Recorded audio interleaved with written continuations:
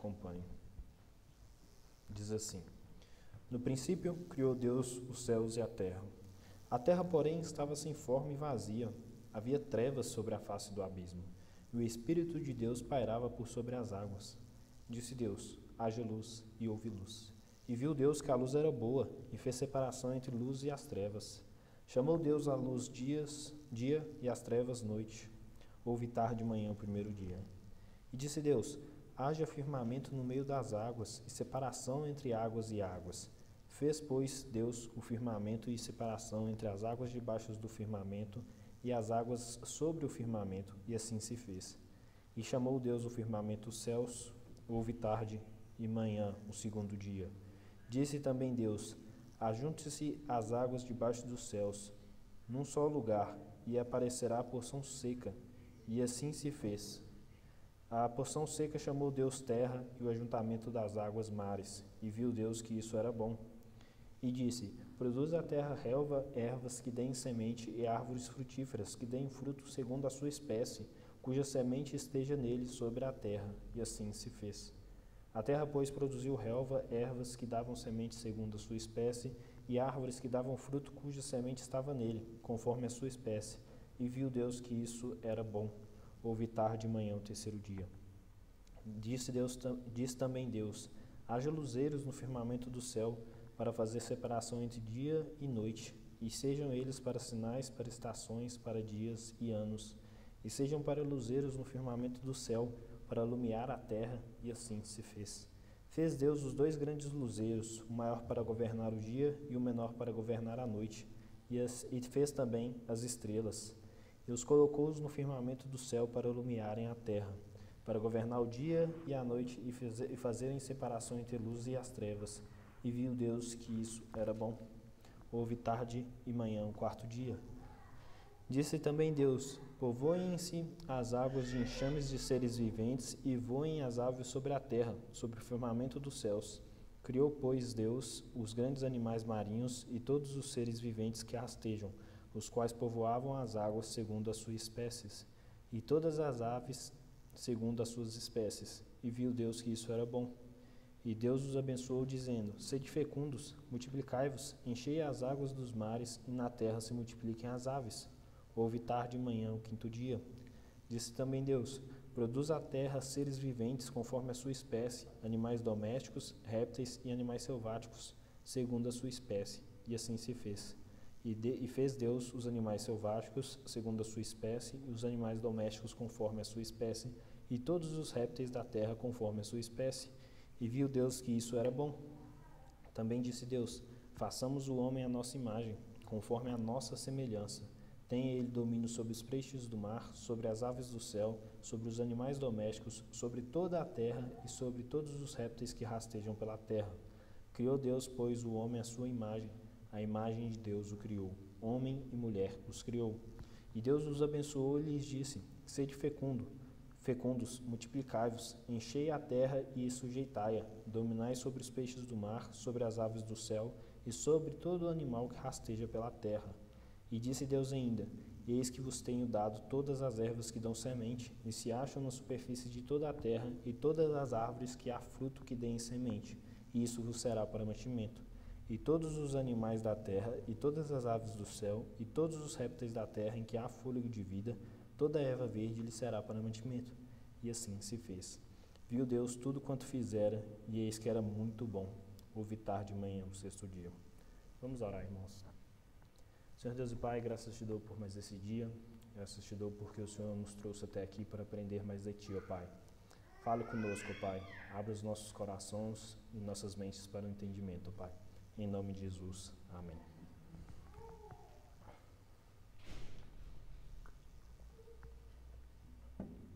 Então, irmãos, dando sequência ao nosso estudo, hoje nós vamos falar sobre o quarto dia da criação, que vai ser a criação dos corpos celestes. Nessa aula nós vamos tratar um pouco sobre a criação do Sol, das estrelas, das galáxias e dos corpos celestes de modo geral. Mas antes, como é nosso costume, nós vamos fazer o nosso resumo, em que na nossa primeira aula nós temos a introdução, que nós vimos de modo geral o que o mundo prega e as suas falhas, e vimos um resumo da criação. Na nossa segunda aula, a Bíblia e a história, nós vimos a historicidade da Bíblia e que as coisas que estão escritas nela são verdadeiras porque foram escritas por um Deus que não pode mentir. Na nossa terceira aula, Gênesis e História, nós vimos sobre o povo pré-diluviano e o início da nossa civilização após o dilúvio. Na nossa quarta aula, Gênesis e a Ciência, nós vimos o propósito da ciência e o propósito da Bíblia. Na nossa quinta aula, Gênesis e a teoria da evolução, nós vimos um pouco mais sobre a teoria da evolução e como ela não descreve fielmente o início do mundo, porque apenas a Bíblia faz isso. Na nossa sexta aula, Gênesis 1, o início, nós vimos um pouco mais sobre o primeiro versículo da Bíblia, onde nós vimos os 3 pontos iniciais da criação, né? O tempo, o espaço e a matéria. Na nossa sétima aula, Gênesis 1, 2, nós vimos um pouco mais sobre o segundo verso da Bíblia e sobre o primeiro dia com a criação da luz. Nós temos também a nossa oitava aula, que foi Gênesis 1, 2, duas criações. Nós vimos um pouco sobre como o capítulo 1 e 2 de Gênesis, eles tratam da mesma criação e não de criações diferentes, porque são relatos complementares, diferente do que algumas pessoas podem pensar. Na nossa nona aula, a duração dos dias de Gênesis, nós vimos um pouco como a ciência e o vocabulário usado em Gênesis mostra que são dias literais de 24 horas. E na nossa última aula, a divisão dos dias em Gênesis, nós vimos um pouco sobre cada dia da criação e os seus acontecimentos. Mas, entrando na nossa aula de hoje, que é sobre a criação dos corpos celestes, nós sabemos que na nossa vida existem fatos simples que muitas vezes eles parecem complicados, como também há fatos complicados que à primeira vista parecem simples. E o estudo da criação dos corpos celestes, o estudo dos corpos celestes, ele envolve esses dois aspectos, né? Mas antes da gente entrar na nossa aula, nós temos que fazer algumas considerações sobre a nomenclatura usada, para a gente entender exatamente o que foi criado no quarto dia. Os gregos chamavam as estrelas de aster.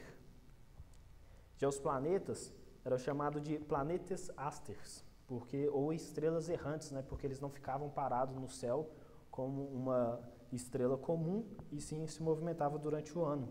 E essas duas palavras, elas são usadas por Judas. Vamos abrir nossas Bíblias em Judas 1, versículo 13.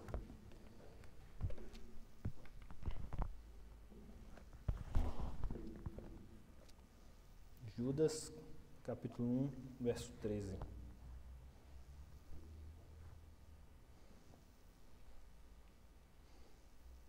Diz assim: ondas brávias do mar que espumam as suas próprias sujidades, estrelas errantes para as quais tem sido guardadas a negridão das trevas para sempre. Então aqui no original, essa parte que ele fala estrelas errantes, está planetes aster. Então a gente vê essa nomenclatura usada. Mas, no entanto, existe uma nomenclatura técnica que a gente usa isso quando a gente está estudando temas como o da astronomia, da astrofísica ou da cosmologia.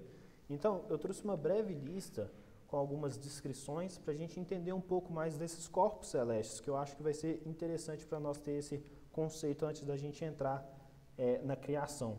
Então, nós vamos começar por estrelas. Aí eu trouxe uma imagem. Estrelas, elas são corpos celestes massivos que elas produzem a sua própria luz. A composição química de uma estrela normal é de aproximadamente 71% de hidrogênio, 27% de hélio e o restante 2% de materiais pesados. E o número de estrelas no nosso universo, ele excede o número de todos os grãos de areia, de todas as praias e de todos os desertos do planeta Terra. E aí, como os irmãos sabem, o Sol é a nossa estrela mais próxima que nós temos aqui no nosso sistema solar. E essa é a imagem da grande nuvem de Magalhães. É um conglomerado de estrelas. O segundo que eu quero trazer para os irmãos é galáxias. Galáxias, elas são sistemas celestes massivos, que elas contêm algumas dezenas de milhões de estrelas até centenas de trilhões. Então, são muitas estrelas que fazem parte de uma galáxia. A Via Láctea, que é a nossa galáxia, onde o Sol está e o planeta Terra está, o Sol, é uma estrela apenas entre outras 200 a 400 bilhões de estrelas no nosso sistema solar. E existe no nosso universo visível, mais de 170 bilhões de galáxias. E aí é muito grande. E essa imagem é a imagem de uma galáxia chamada M51, uma galáxia espiral. Um outro que eu quero trazer são os planetas. Tem o planeta Terra, e a imagem que eu trouxe é de um outro planeta do nosso sistema solar, o Saturno. Planetas são corpos celestes que orbitam uma estrela e possuem massa suficiente para ter um formato esférico. Essa é uma definição bem rasa, viu, irmãos? Tem até hoje um debate muito grande com Plutão, né, se é um planeta ou não. Mas a Terra é um desse sistema solar. E aí a imagem de Saturno. Um outro corpo celeste é o asteroide, que são pequenos corpos celestes que orbitam o Sol. Eles também são conhecidos como planetoides e planeta-anões, dependendo, né? E existem vários asteroides do nosso sistema solar, existem muitos. Esse é o asteroide 951 Gaspra, é um asteroide que passou pela Terra. Temos também os meteoroides. Os nomes são nomes referentes a materiais metálicos ou rochosos que se movem no espaço interplanetário, que se movem entre planetas, né? E geralmente eles são detritos de um tamanho mínimo de 0,1 milímetro até 50 metros de diâmetro. Então eles podem ser muito pequenos ou muito grandes. E eles são, antigamente, muitas pessoas chamavam eles de estrelas cadentes, né? Eu lembro muito de ficar assim, nossa, eu queria ver uma estrela cadente, né? E essa foto é uma foto de uma chuva de meteoro lenoide em 2009. Uma outra para a gente compreender um pouco melhor é o cometa, que são pequenos corpos celestes formados de gelo e que orbitam o Sol. E aí quando eles possuem um núcleo que quando aproxima do Sol eles têm uma atmosfera extensa própria e uma cauda, que aí seria essa parte aqui. E aí esse é o meteoro chamado McNew. E aí por último a gente tem a Lua, a nossa Lua, né? Que são satélites naturais que orbitam os planetas. A Lua, nossa, é um exemplo que nós podemos ver até durante o dia. No nosso sistema solar, até 2009, eram conhecidas 168 luas, orbitando todos os planetas, né? Não só a Terra. Mas existem muitos outros termos, irmãos, que a gente poderia falar aqui, mas não há necessidade. Então, diante desse breve resumo, a gente pode entender um pouco melhor o que foi criado por Deus no quarto dia. Como nós vimos, as estrelas, elas geram luz, como nós vimos quando falamos das estrelas. Mas muitas pessoas pensam equivocadamente que não pode haver luz se não houver estrela, que a luz visível só pode ser vista se houver um corpo celeste. Mas isso não é verdade. Luz visível, ela existe no espaço sideral, ela existe no nosso universo, independente de ter uma estrela ou não. A gente encontra muitos exemplos de algumas regiões no espaço que existem luminosidade que é produzida por nuvens. Aí eu trouxe uma imagem. Aí aqui, essa luz aqui é produzida, porém não há estrela aqui nessa luz. Essa luz é produzida apenas pela própria poeira, por essa nuvem de gás que está superaquecida. Então, a existência de luz independe dos corpos celestes. Então, isso não oferece nenhum problema com o relato bíblico que a luz foi criada no primeiro dia, mesmo não havendo corpos celestes. Todas as teorias que trabalham com a origem do universo, elas afirmam da existência de luz antes de qualquer outra coisa, de estrelas, de galáxias, de qualquer outros corpos celestes. E essa energia, essa luz, teria vindo principalmente em forma de radiação eletromagnética, como a gente viu na nossa última aula, né, que a gente viu o espectro e viu tudo. Mesmo a teoria do Big Bang, que é uma das mais difundidas no nosso meio, ela faz essa afirmação. Porém, sempre importante a gente lembrar que a teoria do Big Bang ela não é compatível com o relato bíblico. Segundo ela, a Terra teria vindo à existência depois do Sol, que é o que difere da Bíblia, né, que a Terra veio antes do Sol. Então, afirmar que o relato bíblico e a teoria do Big Bang eles se harmonizam não é verdade. O que normalmente os que concordam com isso, eles descreditam a Bíblia. Então, como a gente viu, a luz visível e os corpos celestes, elas são duas coisas diferentes. Inclusive, são áreas de estudos diferentes. E, embora a luz visível seja também produzida por corpos celestes, podemos confirmar agora, podemos considerar mais especificamente o que foi criado nesse quarto dia. Vamos voltar nossas Bíblias para Gênesis 1.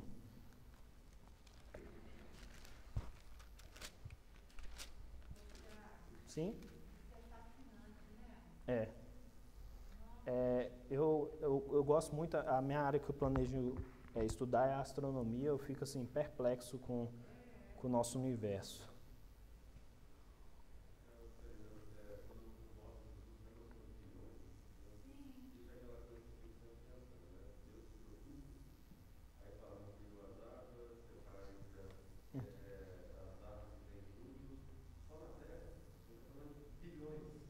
Exatamente. Exatamente. Deus...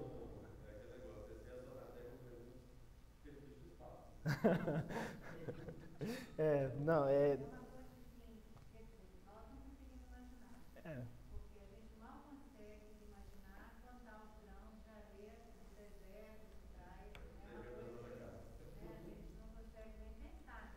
E é interessante, a gente sabe isso, essas coisas, mas isso não é nada. O nosso conhecimento sobre o espaço é minúsculo. A gente conhece muito pouco sobre o nosso universo, né?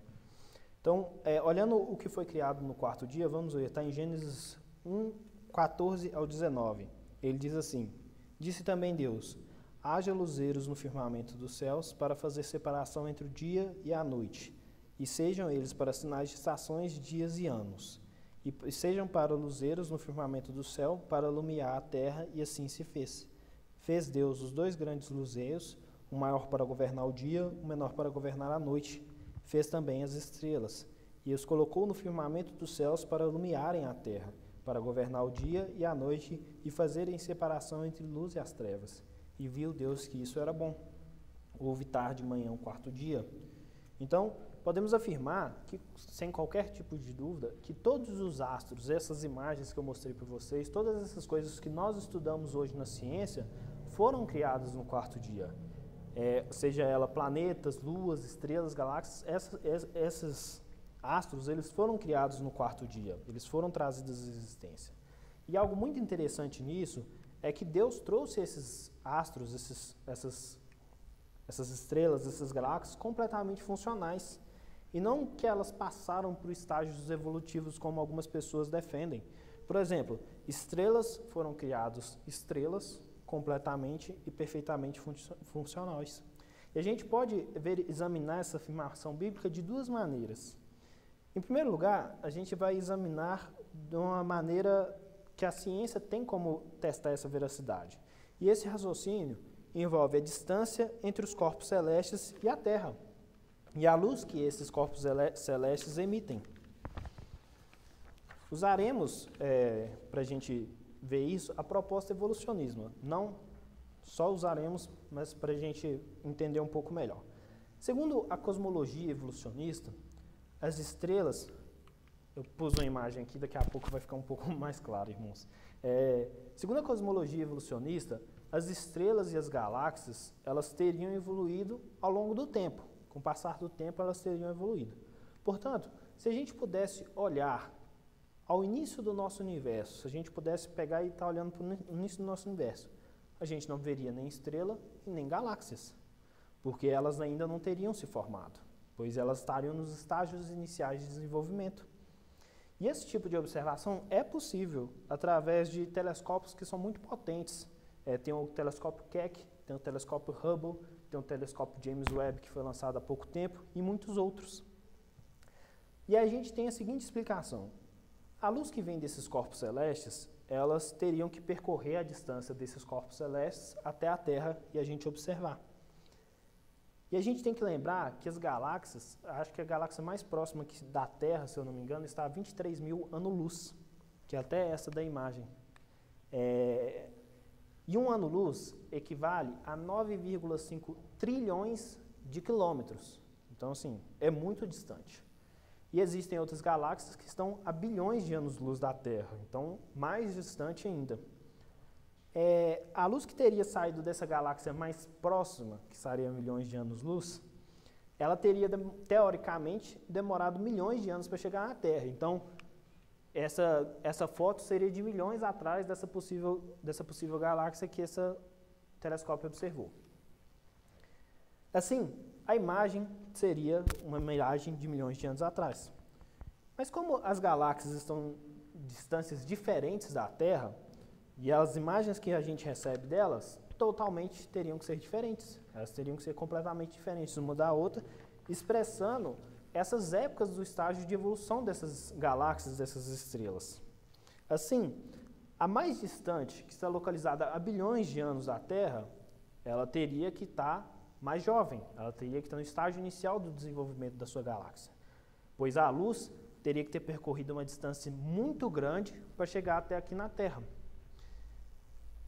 Portanto, a luz dessa galáxia que chegou aqui teria saído muito jovem da sua existência. Já as mais próximas, que estão localizadas a milhões de anos, ou seja, passou bilhões de anos, a galáxia partiu, teve a sua luz até nós. Elas teriam que ter uma imagem de uma galáxia mais madura, mais completa, mais formada. Lembrando, irmãos, que a gente está usando aqui o raciocínio evolucionista. E falando bilhões de anos. Porém, quando a gente vê essas imagens, isso cai por terra. Porque quando a gente pega as imagens das galáxias comparadas, que são obtidas pelos telescópios, mesmo as que houveram uma distância de quando foram tiradas essas imagens, a gente vê que as jovens que estão mais distantes da Terra, elas têm formação madura, de galáxias velhas. E as que estão mais próximas também têm formação de galáxias maduras mais próximas. E elas não apresentam idades diferentes. E é interessante a gente notar que essas descobertas, elas estão sendo amplamente divulgadas. Aí eu trouxe três pedaços de alguns artigos que eu achei interessante para a gente ver. O primeiro deles é um artigo da NASA que diz o seguinte: as galáxias distantes são surpreendentemente semelhantes em muitos aspectos às descendentes consideravelmente mais próximas. Então, o que está falando? Que as galáxias que teriam que ter uma imagem mais próxima, mais jovem, na verdade têm uma imagem mais madura, como as que estão próximas da gente. E aí eu trouxe uma outra referência de um artigo chamado Cidades Antigas e Galáxias Modernas, que faz uma descoberta a um agrupamento de galáxias, que tem mais de 60 galáxias, com algumas sendo 10 vezes maiores que a nossa galáxia, que elas estão aproximadamente localizadas a 10 bilhões de anos-luz, o que, segundo a ideia da teoria da evolução, seria 4 bilhões após o Big Bang. E o negócio é que ela contém muitas estrelas vermelhas. Estrelas vermelhas são características de galáxias já maduras, galáxias velhas.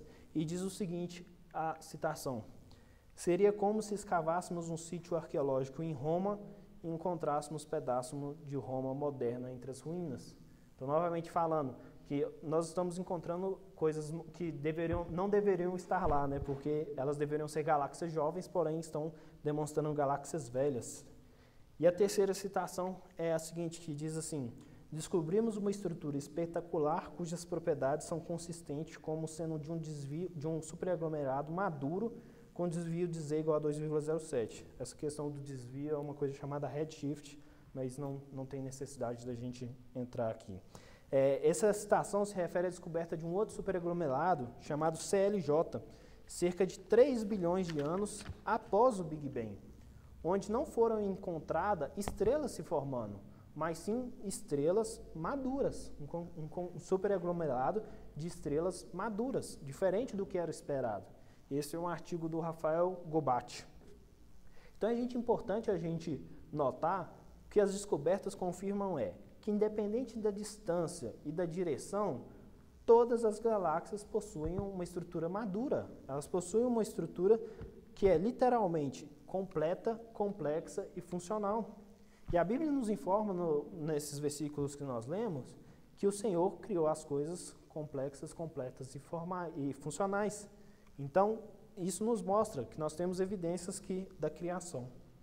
Mas ainda existe um segundo ponto, uma segunda maneira de apresentar cientificamente que a proposta bíblica da criação é completa, complexa e perfeitamente funcional. E para isso, a gente vai usar uma citação que eu já usei aqui anteriormente do Dr. Ellis, que diz assim: um Deus benevolente poderia com facilidade organizar a criação do universo de tal maneira que radiação suficiente pudesse viajar em nossa direção das extremidades do universo para nos dar a ilusão de um universo imenso, muito antigo e em expansão. Seria impossível para qualquer outro cientista na Terra refutar essa visão do universo de forma experimental ou mesmo observacional. Observacional, desculpem, irmãos. Tudo o que ele poderia fazer é discordar da primícia cosmológica do autor. Então, em outras palavras, não existe como provar que o universo não tenha sido criado. Tudo o que se pode fazer é discordar da visão da pessoa, mas não pode refutar ela empiricamente ou mesmo espiritualmente. Então, a gente sabe que existe essas distâncias dessas galáxias, existe as distâncias das estrelas, dos planetas, e que deve existir também um tempo necessário para essa luz passar por isso, como nós já vimos. Então, eu vou fazer uma pergunta para os irmãos, eu quero que os irmãos pensem, não precisam responder, mas é uma pergunta que eu acho muito interessante. Quais estrelas Adão viu na criação?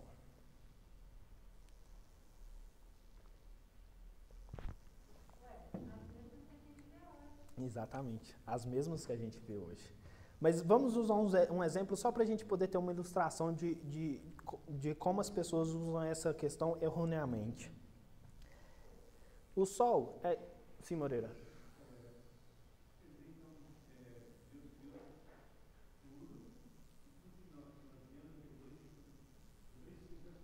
Sim. Sim. O que acontece? Quando Deus criou as estrelas, que vai ser o ponto que eu vou chegar mais para frente, Ele criou com as estrelas, com as suas luminosidades, chegando já até nós. E aí, eu vou usar... Mais para frente a gente vai falar disso especificamente, Moreira. Mas a gente pode usar um exemplo disso, que é o Sol, que é a estrela mais próxima de nós. A distância entre a Terra e do Sol é de aproximadamente 150 milhões de quilômetros. A luz que vem do Sol demora cerca de 8 minutos e um pouco para poder percorrer essa distância entre o Sol até a Terra. Então, a luz do Sol que nós vemos é de 8 minutos atrás aproximadamente. A estrela mais próxima da Terra, além do Sol, é uma estrela chamada Próxima Centauri, que ela está localizada a 4,3 anos-luz da Terra. Isso significa que a luz que essa estrela emite, ela demora cerca de 4 anos e 3 meses para chegar aqui na Terra. Então, tendo esse conhecimento, muitas pessoas às vezes concluem que Adão não poderia ter visto nenhuma estrela antes dos 4 primeiros anos, porque a luz não teria percorrido todo esse caminho. Então, Adão teria vivido por cerca de 4 anos com o céu totalmente escuro durante a noite, até que então aparecesse a luz da Próxima Centauri. E muitos têm usado esse argumento para tentar provar que os dias de Gênesis não são literais, que a Terra não poderia ter apenas alguns milhares de anos. Mas a gente tem uma pergunta que precisa ser respondida, que é a seguinte: Deus criou somente as estrelas ou Ele criou as estrelas com sua luz chegando em todos os seus lugares? Que é o ponto que eu quero fazer. A proposta apresentada pelo Dr. Ellis, que a gente viu agora há pouco, ela responde, que ela diz: Deus criou simultaneamente as estrelas e a luz de cada uma delas, chegando até as extremidades do universo. E algumas pessoas têm dificuldade de aceitar essa resposta como sendo científica. Segundo eles, se Deus tivesse criado todas as estrelas, com a luz de cada uma delas chegando até nós, isso faria que a noite fosse clara, não seria escura. Embora esse argumento pareça refutar a proposta, ele não faz isso, porque a gente pode tratar desse ponto usando um paradoxo, chamado de paradoxo de Olber, que na sua forma original é apenas uma pergunta, irmãos, que diz assim: por que a noite é escura? Por que a noite é escura? Sendo que o universo possui uma quantidade muito grande de estrelas, quando uma pessoa olha para o céu, em qualquer direção, em qualquer ângulo, os seus olhos sempre terminam numa estrela. Por que a noite é escura? Porque a noite não deveria ser escura, pois em cada ponto do céu deveria uma quantidade de luz por causa das suas estrelas, e por menor que ela fosse, deveria iluminar a Terra. Por que não é assim? Porque o céu, à noite, é escuro. Eu trouxe 2 explicações que eu achei interessantes, existem várias, mas eu trouxe 2. A primeira diz assim: Uma explicação muito comum é que a luz, ao sair de uma superfície de uma estrela, ela passa por uma alteração na sua frequência original, que é que a gente viu na nossa última aula, o espectro de luz. Isso acontece por meio da redução da energia que a luz emite. E quando ela chega aqui na Terra, ela já não está mais na nossa parte do espectro visível. Então a gente não consegue ver essa luz que essas estrelas emitem por causa dessa alteração. Uma outra explicação sugere que o universo não é totalmente transparente. Mas o que isso quer dizer, né? É que nós sabemos que no nosso universo existe muita poeira cósmica. Então, muitos defendem que essa luz é absorvida por essa poeira, o que faz chegar só uma parte da luz aqui, por isso que o céu à noite é escuro. Essas explicações, e muitas outras que existem, mostram a razão pela qual o céu à noite é escuro. E não existe nenhum problema científico com isso. Portanto, mesmo que Deus criasse as estrelas com a luz chegando em cada ponto do universo, inclusive na Terra, a noite aqui seria escura. Ela continuaria escura. Mas algumas pessoas usam ainda um segundo argumento contra essa visão, que diz assim, que Deus não engana as pessoas. Porque na nossa citação, deixa eu voltar aqui só para... Na nossa citação ele diz assim, para nos dar a ilusão de um universo imenso, muito antigo e em expansão.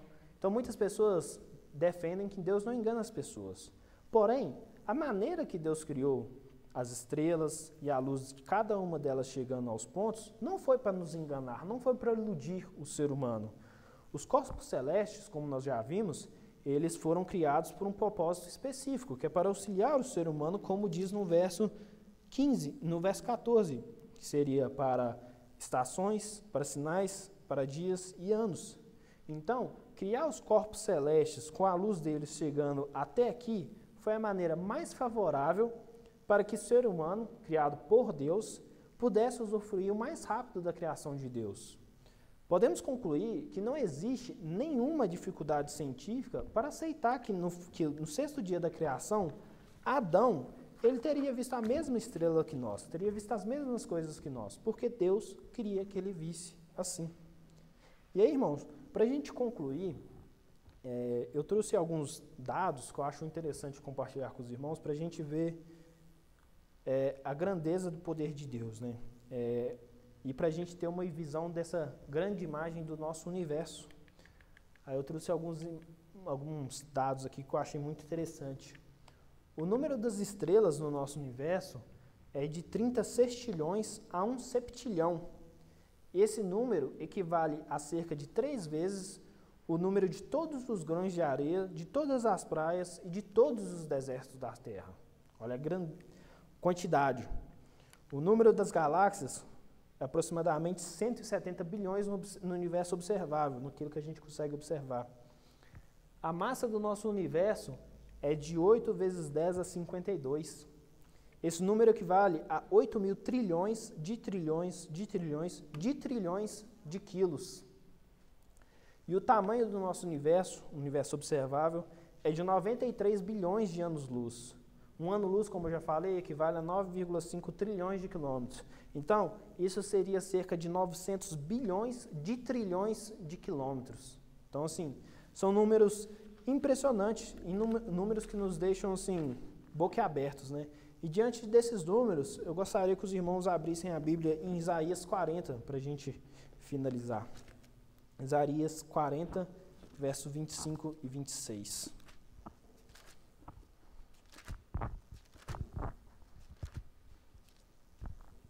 Isaías 40, 25 e 26. Diz assim: A quem, pois, me comparareis para que eu lhe seja igual? Diz o Santo. Levantai aos altos os olhos e vede. Quem criou estas coisas? Aquele que faz sair o seu exército de estrelas, todas bem contadas, as quais ele chama pelo nome, por ser ele grande em força e forte em poder, nenhuma só vem a faltar. Então, irmãos, olha para você ver. Deus chama todas as... Vamos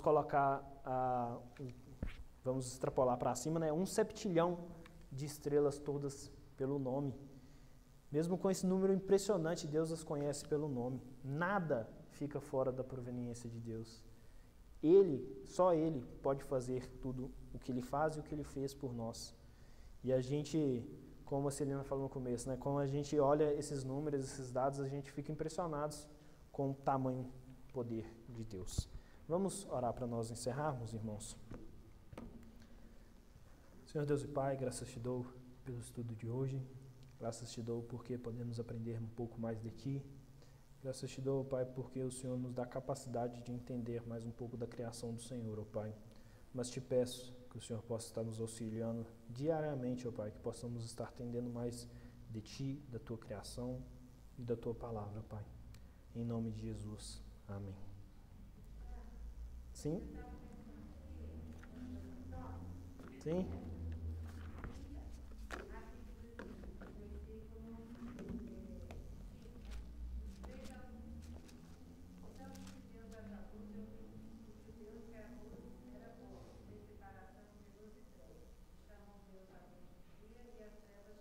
Uhum.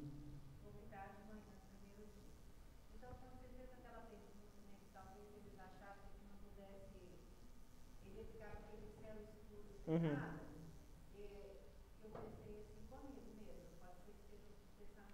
Uhum.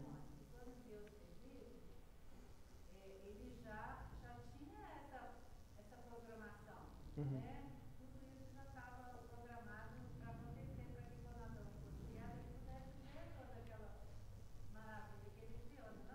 Sim, verdade.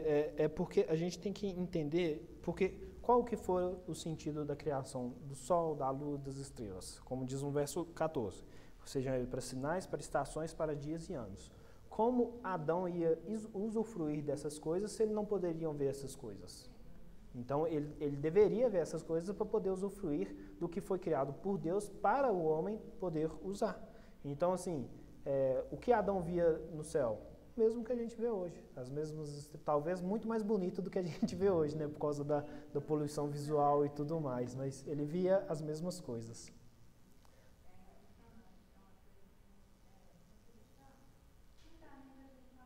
É, é muito fantástico.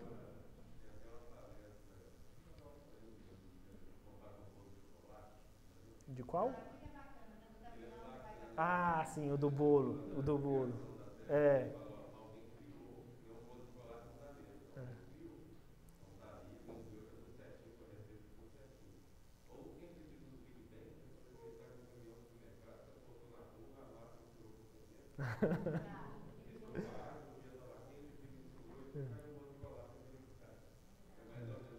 É,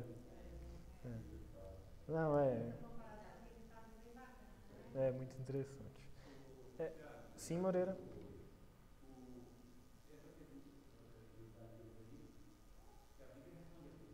Aham.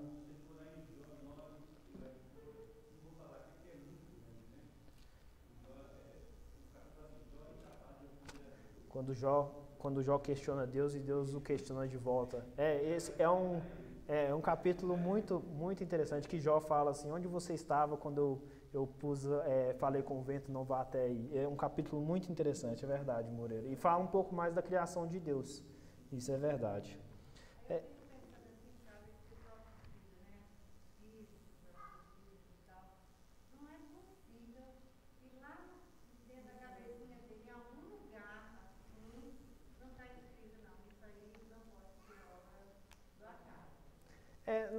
É, quando a gente começa a questionar, a gente vai chegar num ponto que vai falar assim, olha, não, eu não tenho resposta para isso. Nós, como cristãos, sabemos que a resposta é Deus. Porém, essas pessoas falam, aí elas justificam de diversas maneiras diferentes. E aí eu acho que é muito mais uma questão de um coração duro do que de não entender realmente. Eu acho que é a pessoa que realmente não quer entender, que tem um coração duro ali para não entender que foi Deus que criou todas as coisas. Né? Exatamente. Exatamente. Exatamente.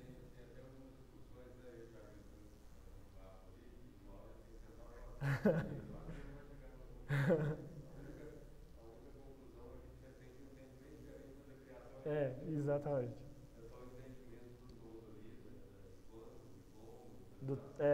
Dos tempos.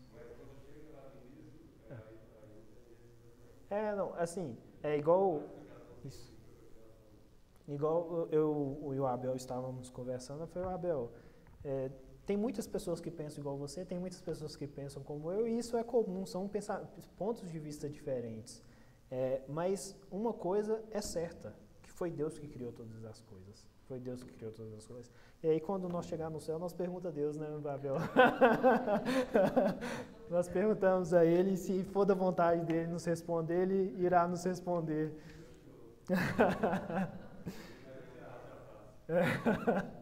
Oi, Moreira.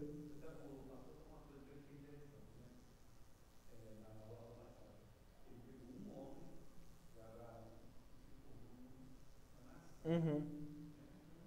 Através de um homem. É, através de um homem, uma nação. Exatamente.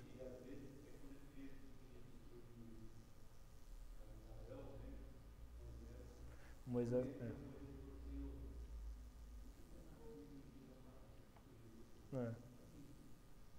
Não. A gente. O poder de Deus é imenso. O poder de Deus é imenso. É isso que a gente observa, né? O poder. Não vai compreender. Não vai compreender. E a gente só vai compreender aquilo que Deus quer que nós compreendamos, né, sobre a natureza dele. Oi? Inesgotável, exatamente. Então, irmãos, só alguns avisos para a gente estarmos liberados. Lembrando da nossa reunião de oração e estudo bíblico a quinta-feira, às 19h30. A quarta-feira, desculpem. A quarta-feira. Lembrar também que no dia 2 de abril vai ter a reunião das mulheres aqui, com o Projeto Ana, que é um projeto sobre a oração dos filhos. A Celina tem divulgado, vai ser às 15 horas. E aí todas estão convidados, sintam-se bem-vindas para vir, para participar, vai ser muito bom. E a gente vai avisando quando for. Todo domingo a gente tem avisado. Moreira, algum aviso? Não? Irmãos, estamos encerrados. O Marco. Isso. E aí trouxe o bebezinho. Qual que é o nome? Maria. Nossa, gente. Eu vi ela ali bonitinha demais, gente. Deus abençoe. Estamos encerrados, irmãos. Tem um café ali fora, irmãos.